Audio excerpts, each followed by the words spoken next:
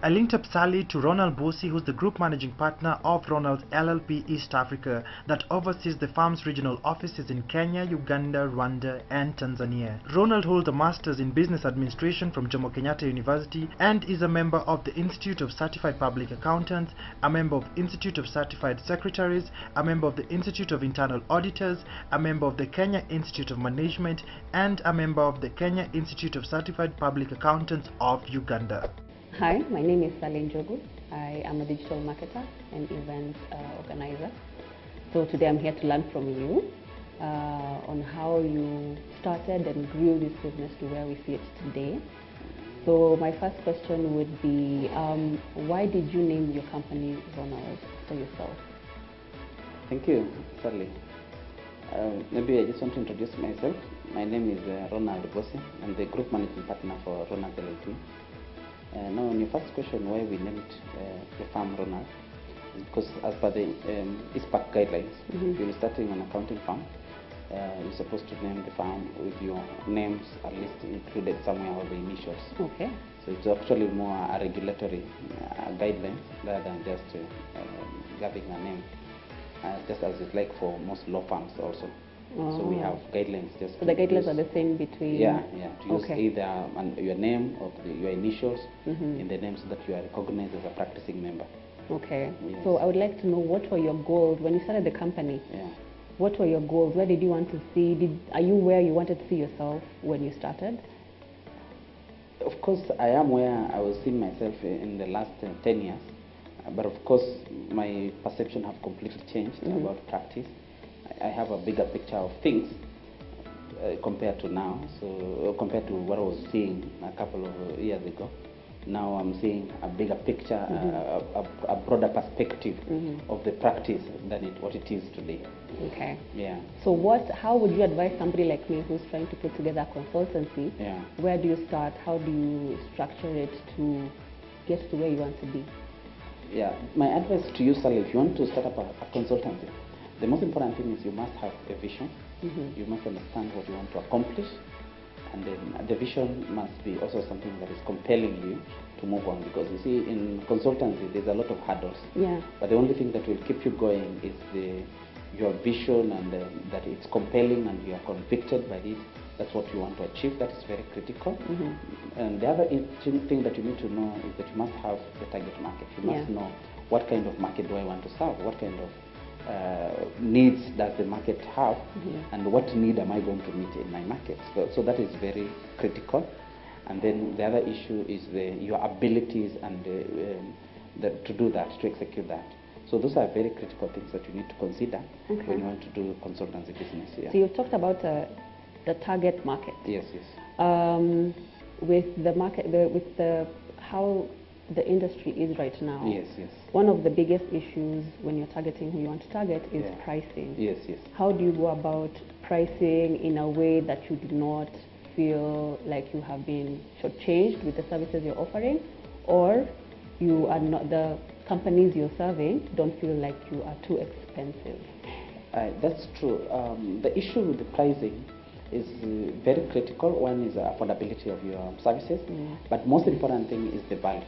You see, price is only relevant if the value is not perceived. That's true. So the first thing is, when you're starting a consultancy, you need to understand what value do I want to offer.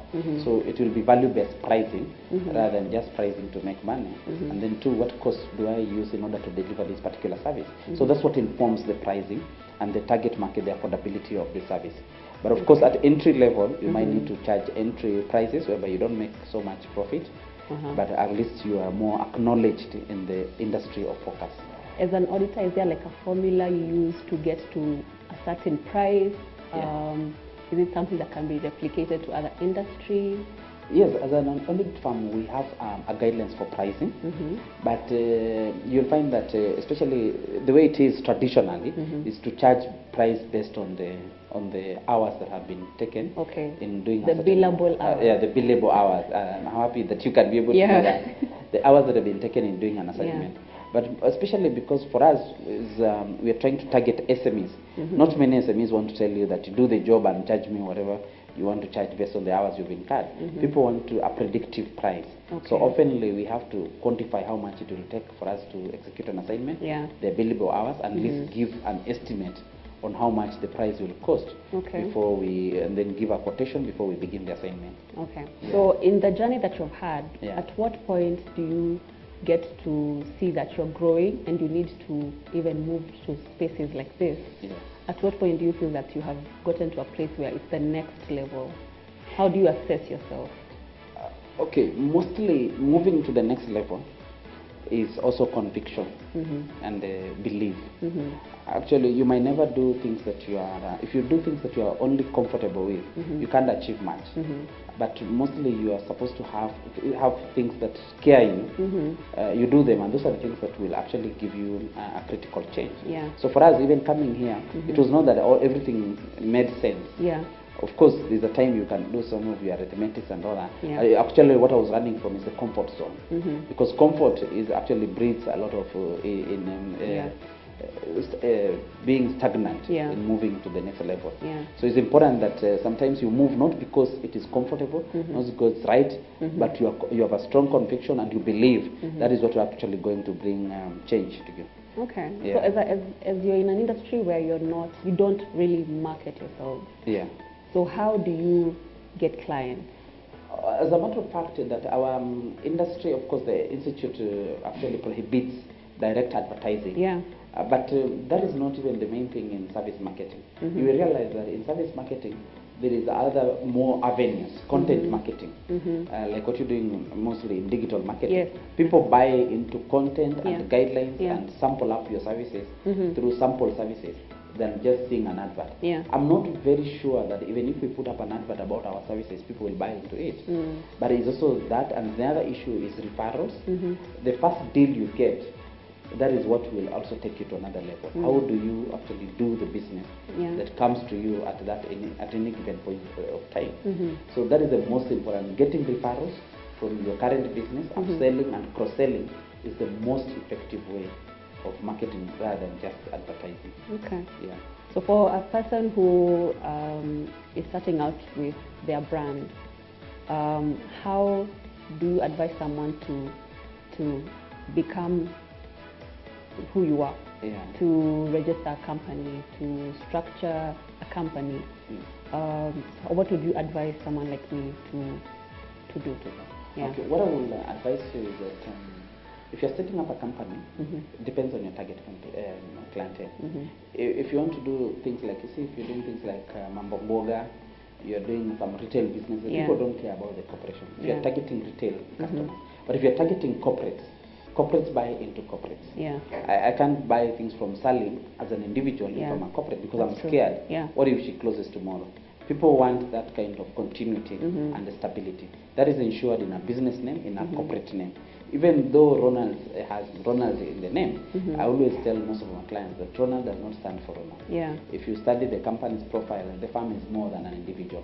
It has very, very capable people, just above an individual, and that is what the assurance that corporate wants to buy into. So I always advise that you incorporate the company into a business name, you package it, and you'll be able to also bring on team members so that your clients, the corporate clients, are ensured of stability and continuity of the business. What advice would you give us young people who are afraid of hearing tax? And books and balance sheets? How would you advise us and keep our brands, in the right track? In the right track. Actually, tax is not supposed to be feared. It's supposed to be confronted. As you start your business, you know that KRA is one of your shareholders. And they will actually demand a part of the share of the revenue and of the cake. So you need to confront it.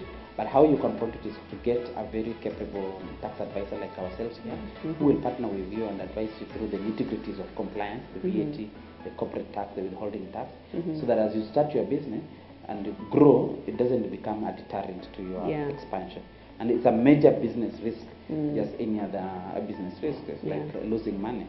So if tax confronts you, it can shut down your business unnecessarily. But you can avoid that if you have a tax expert who is able to inform you on everything. As a matter of fact, KRA does not demand that you pay everything that you make. It's just saying a portion of the profit. So if you make no profit, there is no KRA that is coming for you. All right, thank you, Ronald. Yeah. It was nice to hear from you today. Thank you. Thank you so much for having watched the show. Hope you've learned a thing or two from the conversation between Sally and Ronald about this particular industry, and you've had your own takeout. If you're an entrepreneur out there and you'd like to be a part of the show, remember you can always reach us on our social media handles, which are running below the screen. And just, this is a call out. If you're an entrepreneur in Mombasa, in Eldoret, or in Kisumu, we are looking out for you. We should be coming on to your county very, very soon. So reach us on our social media handles.